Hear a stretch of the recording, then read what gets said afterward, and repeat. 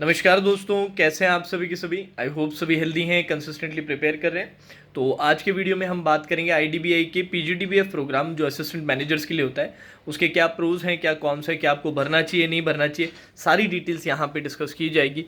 तो सभी से रिक्वेस्ट है वीडियो एंड तक देखिएगा। अगर चैनल पे नए हैं तो सब्सक्राइब करके रखिए, वीडियो पसंद आए तो लाइक और शेयर ज़रूर कीजिएगा। So let's start the session. सबसे पहले आईडीबीआई पीजीडीबीएफ प्रोग्राम है क्या। ये बेसिकली पोस्ट डिप्लोमा एक प्रोग्राम है जो एक 9 महीने का आपका ऑन फील्ड ट्रेनिंग रहता है। 9 महीने का ऑन कैंपस ट्रेनिंग रहता है। देन 3 महीने का आपका डिफरेंट ब्रांचेस पे इंटर्नशिप टाइप रहता है। अब इन 9 महीनों में आपके क्लासरूम प्रोग्राम रहता है जिसमें आपको अकोमोडेशन के लिए हॉस्टल्स वगैरह प्रोवाइड किए जाते हैं, खाने पीने का सारा खर्चा उठाया जाता है और आपको बैंक से रिलेटेड डिफरेंट एस्पेक्ट्स का नॉलेज दिया जाता है। चलो, ये आप लोगों के लिए अभी उतना इंपॉर्टेंट नहीं है। सबसे पहली इंपॉर्टेंट बात है कि सर फीस कितनी लगेगी। 3.5 लाख रुपए की फीस है जिसमें जीएसटी नहीं इंक्लूड है, तो इसमें 18% का जीएसटी भी लगा लो। ठीक है जी। दूसरी बात ये कि सर इस 3.5 लाख में क्या क्या चीज़ें आ जाएंगी, सारी चीज़ें कवर्ड हो जाएंगी, उसके ऊपर आपको 1 रुपये भी नहीं देना। तो इस दौरान क्या आपको कोई स्टाइपन मिलेगा इस 9 महीने की जो कैंपस पे जो आपका ट्रेनिंग रहेगा? बिल्कुल मिलेगा। आपको 2,500 रुपये का एक बेसिक अलाउंस टाइप मिलने वाला है, एक स्टाइपन मिलने वाला है। अब 9 महीने ये जैसे कंप्लीट होते हैं उसके बाद 3 महीने के लिए आपका इंटर्नशिप प्रोग्राम रहता है जो ब्रांचेज में ही रहता है। तो इस दौरान आपको स्टाइपन थोड़ा ज़्यादा मिलेगा, 10,000 का स्टाइपन आपको दिया जाएगा। और जैसे ही ये 1 साल की ट्रेनिंग पूरी कंप्लीट हो जाती है, प्रोग्राम पूरा कंप्लीट हो जाता है, देन आप एक इवैल्यूएशन होता है कि अगर आपने कोर्स सक्सेसफुली कंप्लीट किया है तो आपको असिस्टेंट मैनेजर के तौर पे एब्जॉर्ब कर लेता है आईडीबीआई बैंक। अब एक बार आपको असिस्टेंट मैनेजर के तौर पे रख लिया तो पहले 1 साल का प्रोबेशन पीरियड रहता है और उसके बाद आपका परमानेंट बेसिस पे जॉब हो जाता है। अब जो सैलरी है, सैलरी अच्छी है। जैसे एक जनरल अपने पीओ की सैलरी रहती है उसके अराउंड ही सैलरी है, तो सैलरी में कोई इशू नहीं है। प्रॉब्लम ये है, सबसे पहला प्रॉब्लम तो बच्चों के लिए वो है कि एक प्राइवेट बैंक है। ठीक है।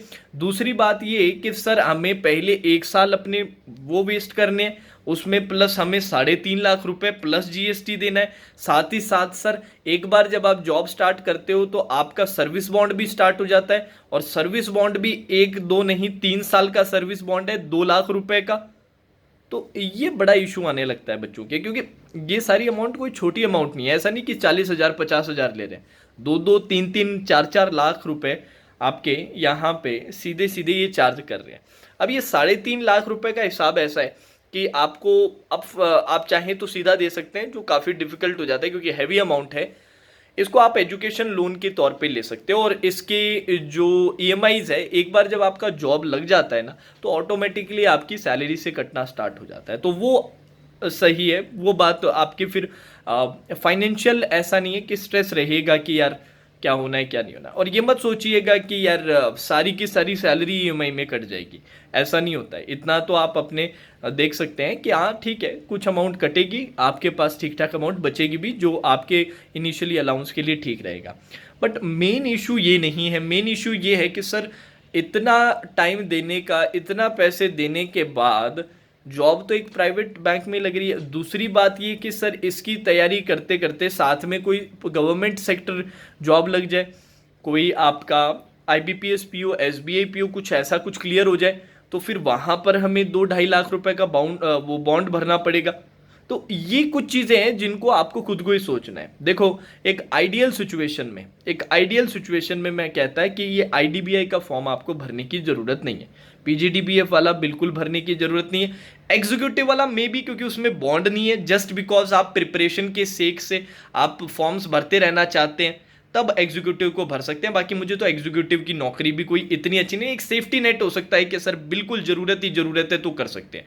पीजीडीबीएफ प्रोग्राम का आप तभी भरें जब आप सीरियसली कंसिडर कर रहे हैं कि नहीं सर मुझे नहीं फ़र्क पड़ता प्राइवेट वाले से, मुझे नहीं फ़र्क पड़ता है कि मुझे इतना बॉन्ड है, मुझे एक अच्छी स्टेबल नौकरी मिल जाएगी ना तो फिर मेरे को उसके अलावा कुछ नहीं चाहिए। ना मैं कोई और एग्ज़ाम देने वाला हूँ ना कोई बात, मेरे को काफ़ी टाइम हो चुका है और इसी में मैं होना चाहता हूँ, तो फिर कोई प्रॉब्लम नहीं। फिर तो आपके लिए वो सर्विस बॉन्ड वाला पॉइंट भी मैटर नहीं करता, क्योंकि आगे आप और किसी चीज़ के लिए प्रिपेयर कर ही नहीं रहे हो, आप यहीं पे स्टेबल होना चाहते हो। और ऐसा नहीं कि जस्ट बिकॉज प्राइवेट बैंक है तो उठा के किसी को भी निकाल देंगे, ये एक गलत गलत धारणा रहती है।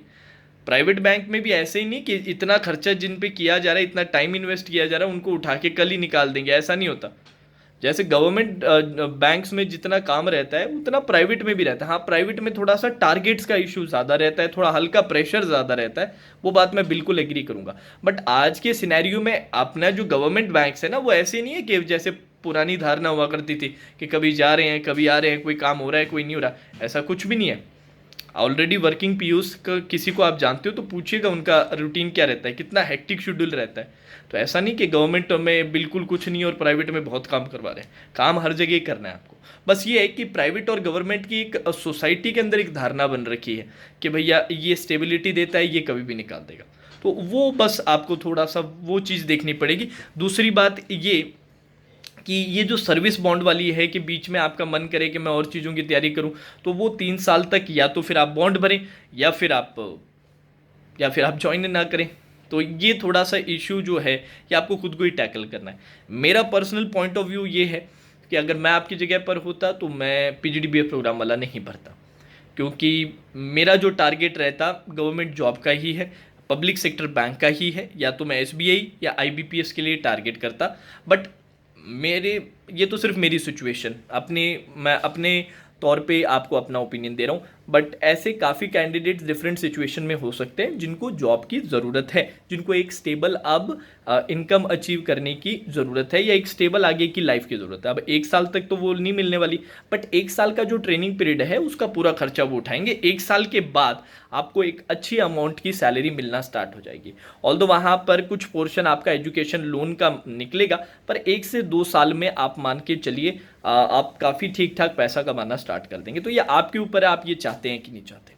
मेरा सजेशन सभी कैंडिडेट्स के लिए सिंपल है, दोनों चीज़ें मैंने बता दी है। अगर जस्ट आप पेपर की प्रिपरेशन के हिसाब से दे रहे हो तो एग्जीक्यूटिव का भर दो, और एग्जीक्यूटिव में कोई सर्विस बॉन्ड वगैरह भी नहीं, कोई कॉन्ट्रैक्ट भी नहीं है, वो भी जाता है तो भी बीच में छोड़ के अपने कोई और भी ज्वाइन कर सकते हैं और एक अपने पेपर की प्रिपरेशन हो जाएगी। दूसरा, पीजीडीबीएफ वालों के लिए भी मैंने पॉइंट ऑफ व्यू बता दिया, तो अकॉर्डिंगली आप जो चाहें वो सिलेक्ट कर दीजिएगा, ठीक है। अब जाने से पहले अच्छे से सुनिएगा, ऑली बोर्ड आप लोगों के लिए आईडीबीआई एग्जीक्यूटिव का फ्री मॉक टेस्ट लेकर आया है, वो उसका लिंक नीचे डिस्क्रिप्शन में। I think assistant manager PGDBF वाले का भी मॉक जो है उन्होंने अपलोड कर दिया है, तो लिंक जो नीचे दिया गया है उसको ज़रूर विजिट करो और जल्द से जल्द क्लिक करके उसका जो मॉक है सभी क्वेश्चंस को कंप्लीट करो, अच्छे से एनालाइज करो कि भैया कल को अगर ये पेपर देना पड़े तो कहाँ स्टैंड करते हैं और क्या क्या इंप्रूव करने की ज़रूरत है, ठीक है। तो लिंक नीचे डिस्क्रिप्शन में दे रखा है, कमेंट सेक्शन ज़रूर विजिट कीजिएगा या डिस्क्रिप्शन बॉक्स विजिट कीजिएगा, वहाँ मिल जाएगा, बिल्कुल फ्री ऑफ कॉस्ट है, ठीक है। Now that's all for today session, take care.